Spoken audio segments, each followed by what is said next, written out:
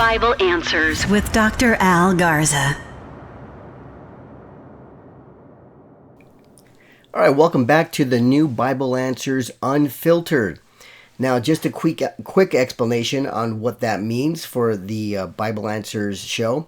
Nothing changes here on our YouTube channel except for the fact that we're going to be dealing with other issues in an unfiltered way, which means we're not going to be afraid to speak on them, different topics or issues or concerns or thoughts, and kind of be more straightforward on some of the concepts and beliefs that we hold here at the Bible Answers.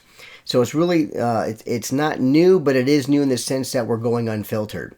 So with that, you can expect a little more content, a little more dealing with issues. Like on our next show, we're going to deal with the hit TV show, the hit show. I shouldn't say it's not really on television normally, but it's on different networks of The Chosen. I got a lot of questions on The Chosen, and so giving what do I think about it. So I'm going to give you my opinion. I have a clip from the creator himself and what he thinks and his formulation with a network that was founded by two Mormons, as well as what that means to him. So I think that'll be interesting, and I think you'll want to tune in. So when we put up our new show on that, we're going unfiltered on that as well. So let me give you an update. We're still working on our Hebrew New Testament project translation, which we just finished. I believe we are at Galatians to Philemon, if I'm not mistaken. We just finished that, and we did post it on our Facebook page, so you can actually get a copy of it for yourself. That was really extensive. We covered a lot in the translation there, a lot of different nuances in the different Hebrew manuscripts as compared to the Greek and how we read it in English. But overall, fundamentally, nothing really changes, but maybe in how they understood it from a Hebrew Jewish perspective while they were copying or translating. So with that, let me explain something, because some of the remarks I get, very, very common arguments, is basically trying to uphold the position that the New Testament was originally written in Greek, except for maybe Matthew, which was written most likely in Hebrew and then translated into Aramaic and Greek and Latin and so forth, which is really one of the weakest arguments, I think, in regards to Matthew being written in Hebrew, but everything else for some reason was written in Greek. And I'm going to explain to you briefly why the argument fails, where it originates from. Where did the idea of a Greek original originally start forming within history? Where do you see it mostly coming out of in the dominant areas, different parts of Europe, German scholarship? When did that start, and what's the reason? Why did they assume Greek original and Aramaic speaking Jews and disregarded Hebrew? What was the reason? Because that lays the foundation to where we're at in our Western scholarship of thinking Greek, Aramaic speaking, and then Hebrew out. There's a reason for that. Because the early church fathers from the 2nd century, 3rd century, 4th century did not hold that view, and they did not express that view.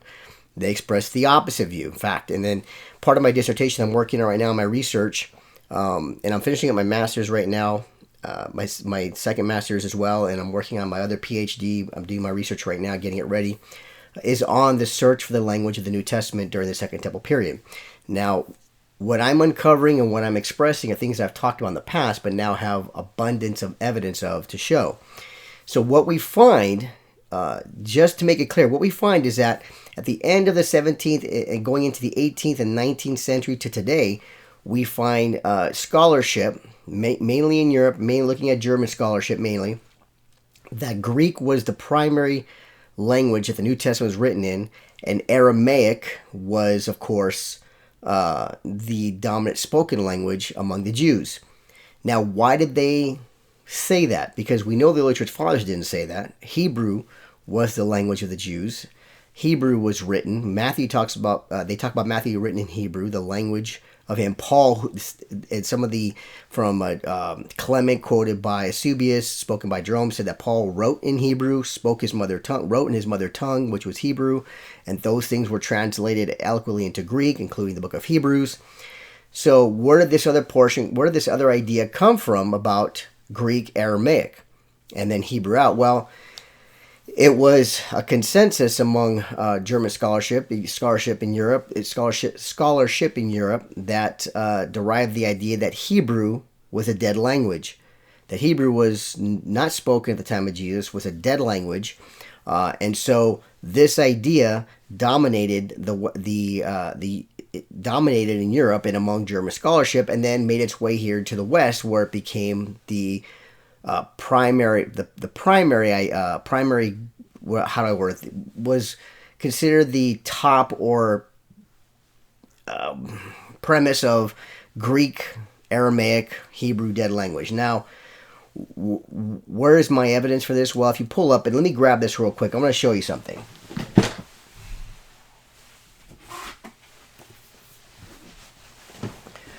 What I have here is the Oxford Dictionary of the Christian Church.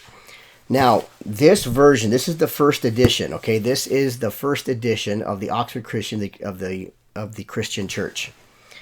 Now, if you open up this text, and again, this was looked at. This was before the edition that changed from the Oxford 1958 edition, first edition. This is what was the consensus. And this should tell you a lot, because we look for, if you look up the word Hebrew,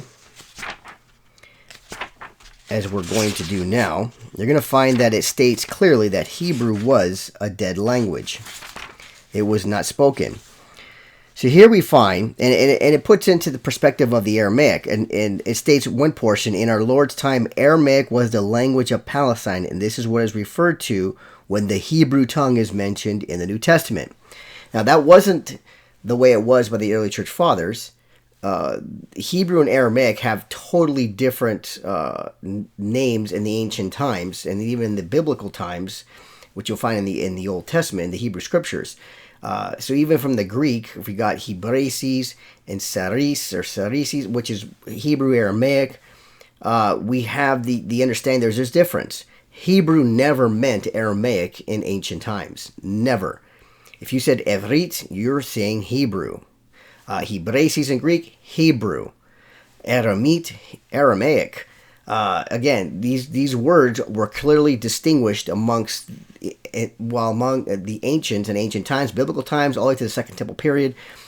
It became later identified in Europe by scholars like this, by German scholars who wanted to eliminate Hebrew and say it was a dead language.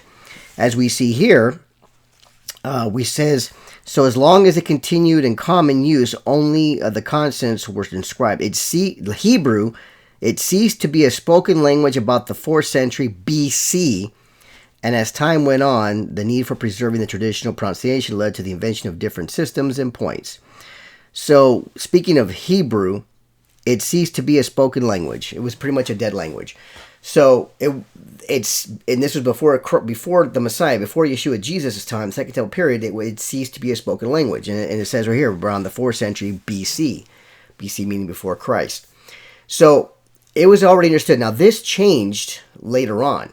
The 1995 edition, which I have on my shelf and is quoted in my book, then states that Hebrew was a flourishing spoken language at the time of Jesus in the Second Temple period. But then they tried to downplay that it wasn't as widespread, but it was a spoken language. Now, why did it change? Well, mainly because of the Dead Sea Scrolls. The discovery of the Dead Sea Scrolls flipped academia upside down. The fact that we had tons of Hebrew inscriptions and writings and the Dead Sea Scrolls of the Hebrew Scriptures that were being used and read at that time and prior, being preserved, that Hebrew was read and written and spoken at the time of Yeshua Jesus during the Second Temple period was well established. Therefore, it wasn't a dead language. It didn't cease to exist as Oxford acclaimed.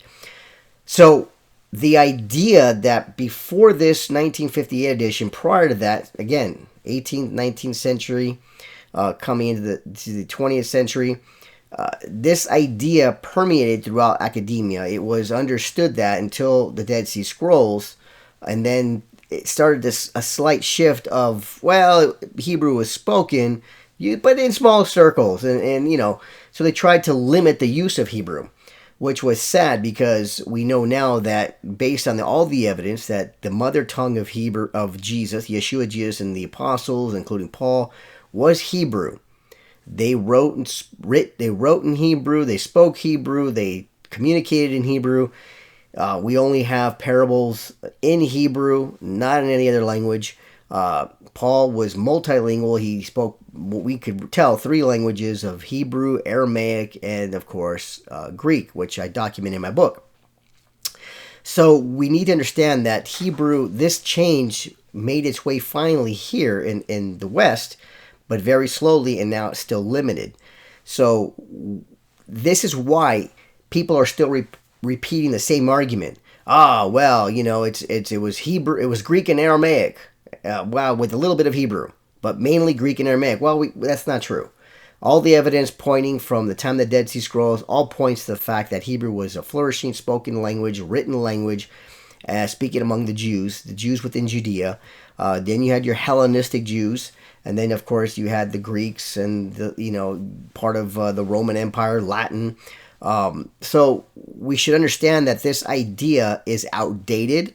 The Greek Aramaic primacy is outdated. It should not be used as an argument from academic circles, because in academia things changed. Obviously, from 1958 to 1995 edition changed dramatically based on all the evidence. So academia changes. We should not lay our foundation on just old, outdated academia understanding. Again, that goes back to a certain point. We ignore the church fathers, which I am going to lay out in my doctoral dissertation, the history all the way down to where we get it today of understanding this misconception of Greek Aramaic.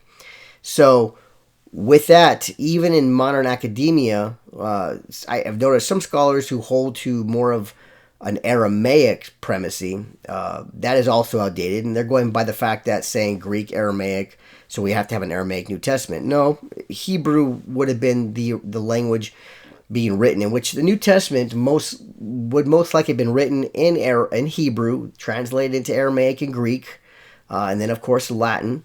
And I point this out in one of my books, even Bruce Mesker talking about Augustine, that when Augustine was lamenting over the multiple translations of the New Testament into Latin, that Mesker points out that Augustine, referencing the New Testament, said it was translated from Hebrew to Greek and then going into Latin, and whoever can translate it. So we have this Augustine also mentioning that the scriptures as a whole, Old and New Testament, was written in one language. And again, I document this in my book where you're going to find it. So we can't dismiss this possibility. Now that we have approximately over 4,000 Hebrew New Testament manuscripts, some are dated unknown. Some, and majority of them are in the Middle Ages, just like the majority of the Greek New Testament we have of fragments and copies are in the Middle Ages. A lot of these Hebrew texts are translated or from Greek and possibly even in Aramaic. And some of them we don't know. They don't have a history behind them, but we can kind of look at the text and see what's missing. We can kind of see where. Some of them actually show that if they did come from an earlier translation of a Greek or an Aramaic, those texts no longer exist because they don't follow any current Greek texts that we know of today. So we should look at this more seriously.